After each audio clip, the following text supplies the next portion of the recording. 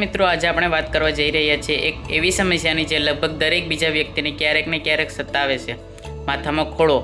ઘણા લોકો માટે ખોડો ફક્ત સફેદ કણ જેવી સમસ્યા નથી, પરંતુ તે ખંજવાળ, વાર ખરવું, ચામડીના બળતરા અને આત્મવિશ્વાસમાં ઘટાડો પણ લાવે છે। આ વિડીયોમાં તમે જાણશો માથાના ખોડો શું છે, ખોડો થવાના સાચા કારણો ક્યાં છે, ખોડાના પ્રકાર ક્યાં છે, ઘરેલું ઉપચાર ક્યાં ક્યાં છે, મેડિકલ ઉપચાર ક્યાં ક્યાં છે, ખોડો ફરી ન થાય તે માટે શું કરવું જોઈએ।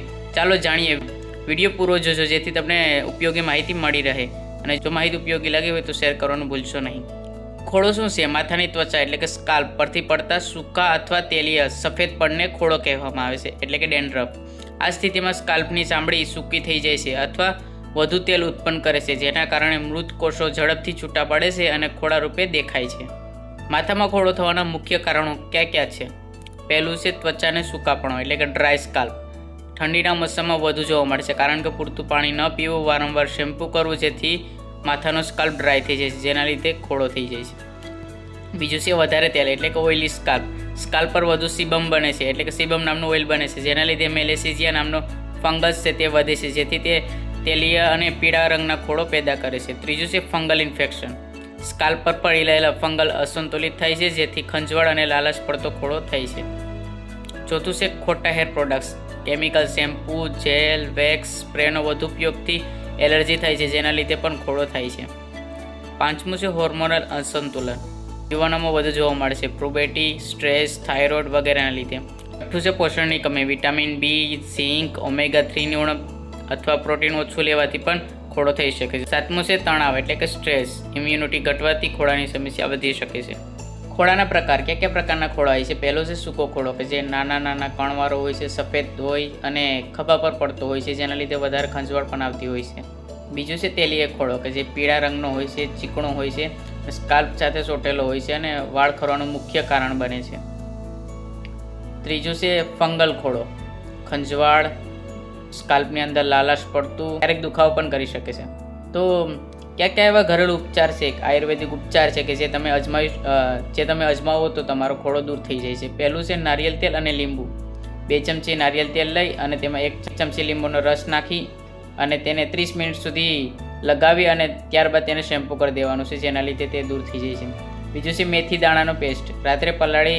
રાતે મેથી પલાળી દો અને પછી તેને સવારે પેસ્ટ બનાવી લો, પછી તેમને સ્કાલ્પ પર લગાવી લો।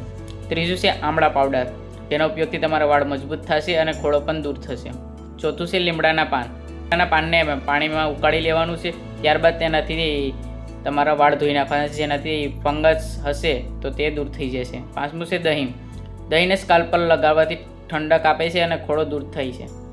ખોડા માટેના મેડિકલ ઉપચાર ક્યાં ક્યાં છે? પહેલું છે એન્ટી ડેન્ડ્રફ શેમ્પૂ, બીજું છે કેન્ટોકોઝોલ, ત્રીજું છે ઝિંક પાયથ્રોનિન, ચોથું છે સેલેનિન સલ્ફાઇડ।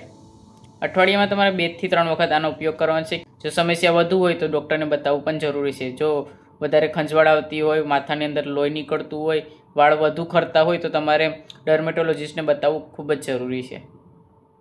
તો ક્યાં ક્યાં એવા ખોરાક અને જીવનશૈલી છે જે તમારે બદલાવ કરવાથી તમારા જે વાળ છે તેની અંદર અને ખોડાની અંદર પણ રાહત મળી શકે છે? તો તમારે પહેલું છે શું ખાવું જોઈએ? લીલા શાકભાજી, ફળો, બદામ, અખરોટ, પૂરતું પાણી પીવું જોઈએ, જેના લીધે તમારો ખોડો દૂર થશે અને તમારી ઇમ્યુન સિસ્ટમ પણ સારી થશે। શું ટાળવું જોઈએ? વધારે તળેલું ખાવું ટાળવું જોઈએ, ફાસ્ટ ફૂડ ટાળવું જોઈએ, ખાંડ ટાળવી જોઈએ, જેના લીધે તમારા ઇમ્યુન સિસ્ટમ મજબૂત થશે અને આ બધું ન ખાવાથી તમારા શરીરની અંદર પણ ઘણો ફેરફાર થશે। ખોડો ફળી ન થાય એ માટે આપણે શું કરવું જોઈએ? અઠવાડિયામાં માત્ર 2 થી 3 વખત જ શેમ્પૂ કરવું જોઈએ, માથું સાફ અને સૂકું રાખવું જોઈએ, વધારે સ્ટ્રેસ લેવાથી પણ ખોડો થાય છે, જેથી તમારે સ્ટ્રેસ ઓછો લેવો જોઈએ, નેચરલ ઓઇલ મસાજ કરવો જોઈએ, કોઈ પણ કેમિકલ ભર્યા ઓઇલનો ઉપયોગ ટાળવો જોઈએ। મિત્રો, ખોડો કંઈ મોટી બીમારી નથી, પરંતુ બેદરકારી રાખશો તો મોટી સમસ્યા બની શકે છે। સમયસર કારણ ઓળખી યોગ્ય ઉપચાર કરશો તો ખોડો સંપૂર્ણ રીતે કંટ્રોલમાં આવી શકે છે। વિડીયો ગમ્યો હોય તો લાઇક, શેર કરવાનું ભૂલશો નહીં। આવી જ ઉપયોગી માહિતી માટે હમણાં જ સબસ્ક્રાઇબ કરી દેજો આયુર્વેદનો ખજાનો।